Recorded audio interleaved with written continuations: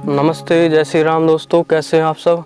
दोस्तों आज हम बातें करेंगे जो आँखों में जो हमारे प्रॉब्लम हो जाती है उसके बारे में। अधिकतर क्या होता है कि हम पढ़ते हैं या मोबाइल चलाते हैं, बच्चे उनको क्या होता है कि आँखों में पानी आने लगता है या फिर उनके सिर में यहाँ साइडों में दर्द होने लगता है या यहाँ पे भारीपन होने लगता है। तो और आँखों में एलर्जी टाइप का एक ऐसा हो जाता है कि आँखों में ऐसे खुजली होने लगती है और जब आप देखते हो तो फोकस नहीं हो पाता, ब्लर हो जाता है आँखों में। तो इस तरह की जितनी भी आँखों की प्रॉब्लम है आज हम उन सभी के बारे में बातें करेंगे और उनका हम इलाज भी बताएंगे स्टेप बाय स्टेप।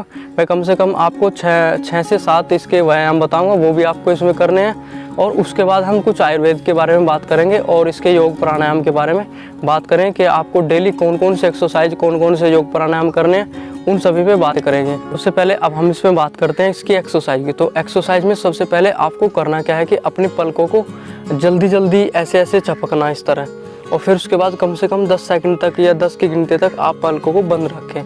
तो मैं आपको करके बताता हूँ ऐसे।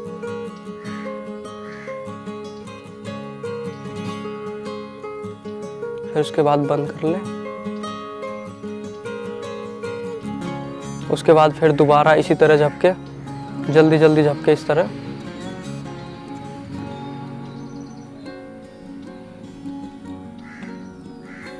फिर उसके बाद बंद कर लें।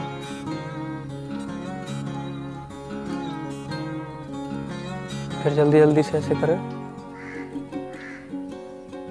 उसके बाद इस तरह अपने हथेली को करें और हथेली को थोड़ी देर ऐसे रखें। हर एक्सरसाइज, हर व्यायाम जितना भी आप आँखों के करोगे उसके बाद आपको हथेलियाँ ज़रूर रखने हैं। कोई सी भी एक्सरसाइज करो उसके बाद ऐसा करा और आँखों पे इस तरह अपने हथेलियाँ रख लिया आपने। तो इसके बाद हम बात करते हैं दूसरी एक्सरसाइज की। तो इसमें करना क्या है कि आपको इस तरह अपने आँखों के सामने पेन को रखना है। आपका ध्यान, आपको देखना है कि आपका फोकस अपनी दोनों आँखों का इस पेन पर हो और आराम आराम से इस पेन को अपनी आँखों के पास लाएं और आँखों की पलकों को ना झपके, इसमें पलकें हमारी खुली हुई रहे। कई कई बार हमें एक्सरसाइज करनी है।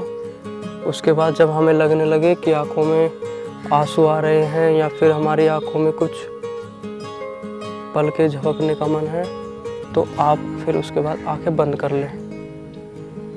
फिर उसी तरह करें, आँखों को इस तरह रख लें, हाथों को हल्का सा इस तरह कर लें। होता क्या है कि हमारा जो कार्निया होता है और हमारी आँख का जो लेंस होता है उनके जो बीच में एक लिक्विड पदार्थ होता है उसका आवागमन होता है। होता क्या है कि जब आप ज़्यादा मोबाइल चलाते हो तब भी आप मोबाइल चलाए, कम से कम आप मुश्किल से 40 मिनट चलाए। उसके बाद आप गैप दे कम से कम 15-20 मिनट का।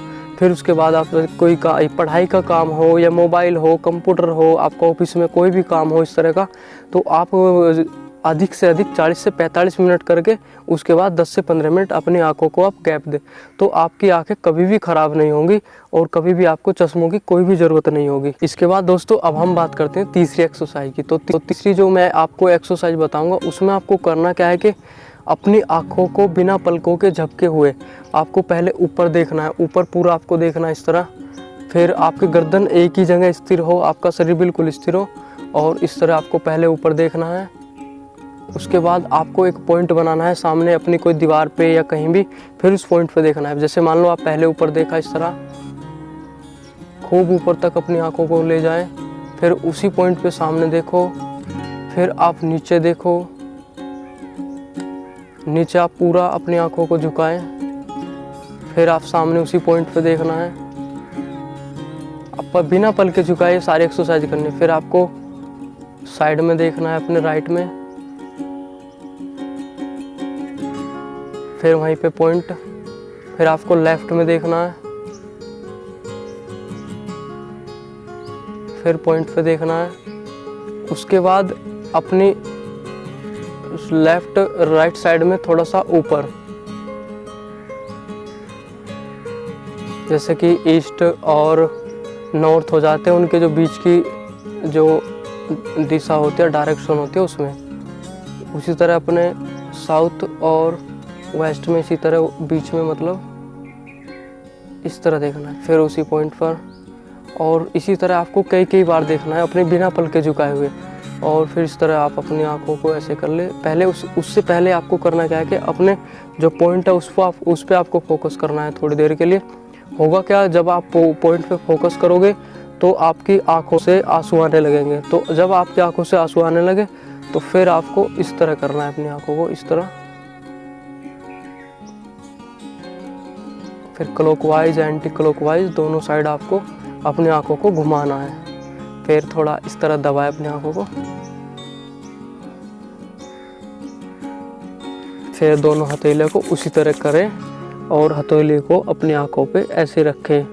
इससे क्या होगा, हमारी हथेलियाँ जो है उनमें जो अभी हमने ऐसे रगड़ा है तो थोड़ा सा उसमें गर्माहट आया है। तो उस एनर्जी को आप अपनी आंखों में, बंद आंखों में फील करें। इससे बहुत अच्छा आराम होगा अपनी आंखों में भी। और इन एक्सरसाइज को आप डेली करें। इस एक्सरसाइज में आपने करना क्या है कि आपने एक हाथ के अंगूठे को इस तरह साइड में देखना है और इस तरह आगे लाए। दृष्टि आपकी बिल्कुल बिना पल के झपके आपके अंगूठे पर हो। इस तरह आराम आराम से आप देखते रहे अपने अंगूठे को। गर्दन अपनी ज़्यादा ना ले जाए। यदि आपकी गर्दन ऐसे जाए तो फिर दोबारा आप उसको सीधी करें और इस तरह फिर अपने अंगूठे को देखने का प्रयास करें। आराम आराम से अपने दृष्टि आपकी अपने अंगूठे पर हो, बिल्कुल बिना पल के झपकाए हुए। इसी तरह से आप अपने लेफ़्ट से करें। जैसे मैंने राइट से बताया, ऐसे ही आप लेफ़्ट से करें। 5 नंबर की एक्सरसाइज में हम बात करते हैं। अब सबसे पहले आपको करना क्या है कि अपने दोनों पैरों को इस तरह फैला करके आपको क्या करना है कि अपना एक अंगूठा अपने घुटने पर रखना है और एक साइड में। तो आपको अपनी गर्दन तो वहीं पे रखनी है बीच में ही, और आपको इस अंगूठे से ऐसे देखते हुए जो आपके पैर पे घुटने पे रखा है और अपने हाथ का अंगूठा देखने का प्रयास करें। फिर अपने यहाँ पे पैर का अंगूठा देखने का प्रयास करें। बड़े आराम आराम से आप इस क्रिया को करें। तो इसी तरह आप फिर यहाँ पे अपने अंगूठे को देखने का प्रयास करें। तो इसी तरह आपको दोनों पैरों से करना है। इस पे फिर यहाँ पे रख के करना है। दोनों साइड आपको ये एक्सरसाइज करनी है दोस्तों। इसके बाद है जो 6 नंबर पे है, वो है एक तराटक। तराटक अब एक बड़ी एक्सरसाइज है, उसको मैं कभी फिर स्पेशल वीडियो उसकी तराटक की आपको करके दिखाऊंगा।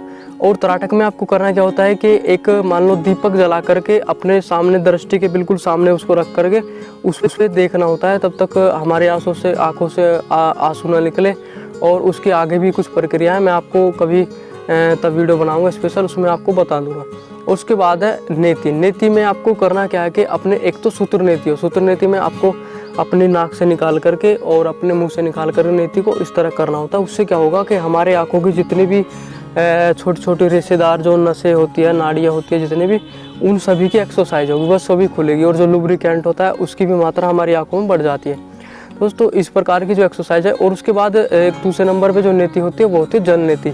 जल नेति में क्या होता है, एक तो आप अपनी नासिका से, जैसे मान लो आप एक लोटा होता है, लोटे में एक उसी तरह से एक नोक सी होती है, उसको आप जब अपनी इस नाक से ऐसे करोगे तो अपनी दूसरी नाक से आपके जल निकलेगा। तो आपको फिर इसी तरह दूसरी नाक से करना है। तो जब आप इन एक्सरसाइज को करोगे और नेति करोगे, जो मैंने आपको सारी एक्सरसाइज बताई ये सभी, और उसके बाद आप कपालभाति हुआ, आपका अनुलोम विलोम, और आपका अनुलोम विलोम इसको नाड़ी शोधन बोलते हैं, और आपका जैसे कि भस्त्रिका, इस तरह की जब एक्सरसाइज आप व्यायाम डेली सुबह करोगे और प्राणायाम करोगे।